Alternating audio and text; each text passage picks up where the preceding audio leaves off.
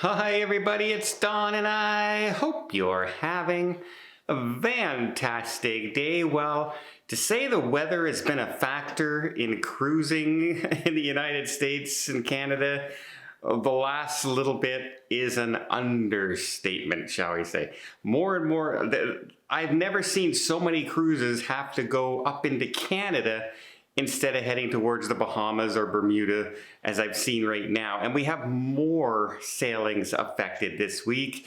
This time not from a hurricane, but from a nor'easter. And then I'm also going to tell you about a whole bunch of delays that could be happening for anybody traveling to Europe.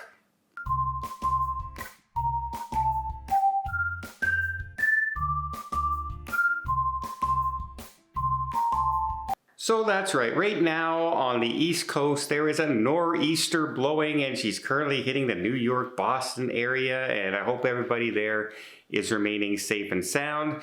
Many cruise ships have decided not to leave port. They're stuck there. Royal Caribbean Symphony of the Seas, the NCL Getaway are both stuck in port. They were supposed to leave yesterday, and as of this morning, they are still in the cruise terminals and are unable to set sail yet. So obviously their next sailings are going to be affected.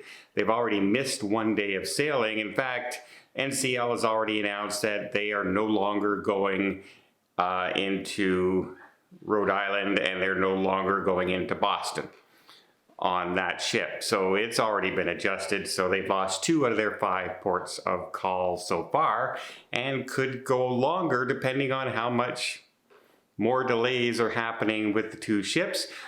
No idea yet if the Symphony is what ports they're gonna cancel, or if they're gonna head east, or if they're gonna continue to head towards Bermuda like they're supposed to.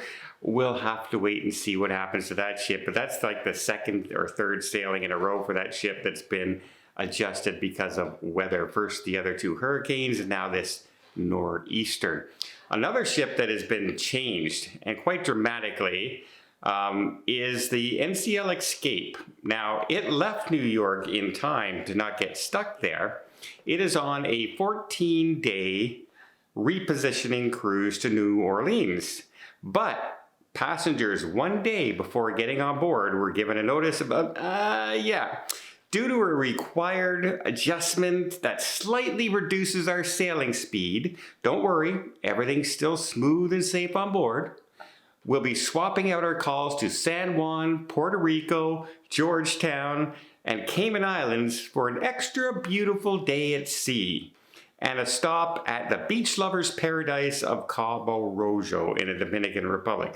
I love how cruise lines always say when they skip a port that it's going to be an extra beautiful day at sea.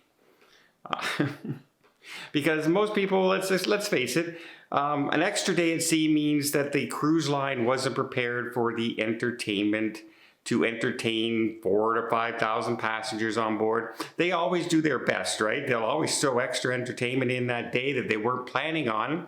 It's extra work for the crew members, but they were planning on things, now you're probably gonna have another bingo, you're gonna have more dance classes in the atrium or piazza, this sort of thing, and quite frankly, most people would prefer a day in a port of call, especially in a heavy port of call intensive cruise like a 14-day repositioning. But the biggest statement on there, first of all, they also haven't said why the reduced speed. Is the ship engines not working? Did they just decide to go slower? What's the issue here? Why are they taking out this many ports of call? And also, every port of call has been changed.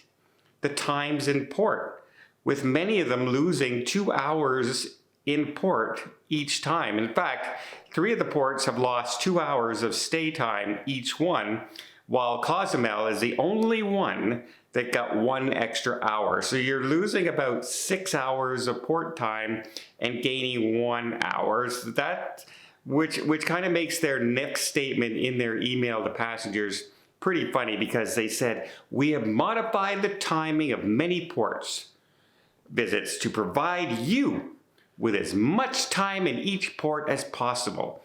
but it's the exact opposite. They actually lessen the time in pretty much every port except one, where they gained an hour. So if they mean we've modified many times in port because of our reduced speed to give you as much time in port as possible, it's not because of we're giving you more time because we have more time because we're not going to those other ports anymore. So again, not sure why they have to slow down on the ship. I would love to see a case. This isn't just for Norwegian. This goes for any cruise line out there who kind of does this, who makes all these adjustments to times and everything like this. I would like to see a court case because yes, they have the right to change because of things like weather, mechanical issues, things that come up with beyond their control, right? They have the right to change itineraries at the drop of a hat. And they write all this into their contract. However, if they decided to do this to save money, say on fuel, say that's the reason, I'm just speculating here, just an example.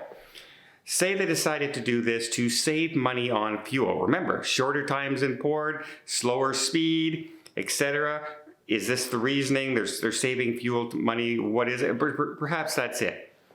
Well, then, and they don't tell you this, I don't think they legally have a right to do that, to save fuel money, to save money for themselves, because they advertised you this cruise a certain way.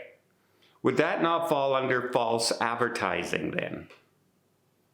If they purposely change something, any cruise line across the world purposely change something to save money. That's different than weather, mechanical issues, things, riots in the streets, unforeseen events. That's completely different. So I'd love to see a case where somebody actually took them to court and challenged this one day, especially when they don't say why they changed it, right? And more some cruise lines are coming out there now and just not saying, oh, we have some mechanical issues. They're not saying anymore. And when you don't say, you lead to speculation of things like, well, are they doing this to save money somewhere and change our vacations because of it? I wonder about that. Leave a comment down below. What do you guys think? When they never say something, do you think this could be a reason? Would you love to see a court case like this? I would. I'd love to see it myself. Finally, let's talk about what's happening in the Szechuan regions of the Europe right now. Those are the roughly 29 to 31 countries that in Europe, such as Finland, Sweden, Italy, Greece, Germany, all these countries that are kind of all part of like a union, right? The European Union. Well, they are changing their border controls now where they are allowed to travel back and forth without having to show their passports and everything. They're all like consider themselves one area, one country sort of, if you will. But that leaves out people here in the United States, Canada, even the UK, because they're no longer part of the European Union. And passengers as of Sunday are noticing that they now are seeing big delays at the airports when they're traveling to these, because when you arrive, you now have to go to these kiosks, get your photo taken, do your declaration, and you're even getting your fingerprints taken at these locations.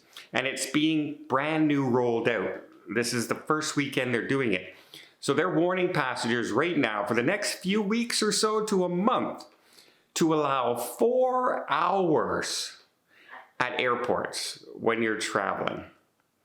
4 hours, not 3 hours, but 4 hours as this rolls out. Now, they're not even rolling it out all at once. They're only doing it for certain flights at certain times until this is all rolled out. And certain countries are rolling it out slower than others. It's not supposed to all come into effect until April. But they're warning people now as a bunch of UK passengers just found out traveling to Helsinki. About 3,000 passengers all had their flights automatically delayed at the airport while they figured out how to go through they just shut down all the machines and the passport control for this area. And it took hours for them to start getting people through these turnstiles to get onto their flights and get on their way. So if they had a cruise waiting or something like that, they might have missed their trip because of these delays. So if you're going to the European Union anytime soon, expect some delays, and if you have connecting flights, etc., maybe leave a little extra time between your connecting flights. Don't leave it to an hour, hour and 15 minutes. Leave yourself some leeway. Otherwise, you may be sitting there at a terminal and watching your flight take off without you. Well, I hope you appreciate this video. If you did, please give it a thumbs up. Want to see more tips, more tricks, more travel vlogs from around the world? Hit that subscribe button. Until next time, have yourself a safe and a great vacation.